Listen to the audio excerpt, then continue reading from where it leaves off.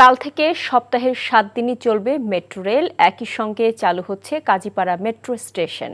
বিকেলে রাজধানীর ইস্কাটনে ডিএমটিসিএল কার্যালয়ে এসব তথ্য জানান সংস্থাটির ব্যবস্থাপনা পরিচালক মোহাম্মদ আব্দুর রউফ।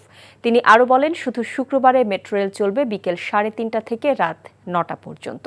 তিনি জানান, কাজীপাড়া স্টেশন মেরামতে খরচ হয়েছে ২০,৫০,০০০ টাকা। দ্রুত সময়ের মধ্যে মিরপুর ১০ স্টেশন চালুর কাজও চলছে।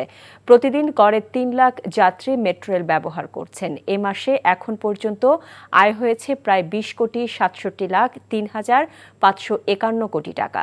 ছাত্র জনতার বিক্ষোভ চলাকালে সংঘর্ষে ক্ষতিগ্রস্ত হয়েছিল স্টেশন দুটি।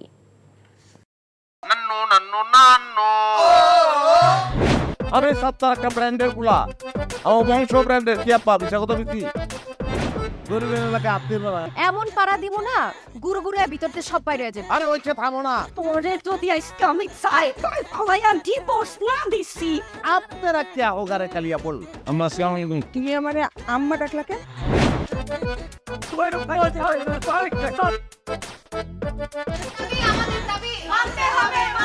মাগো তুমি গদ্দাল মাইয়া রে কোনদিন স্বামীর মুখ দেখাও না আমার আমি আপনারে আমি দেখে নিব।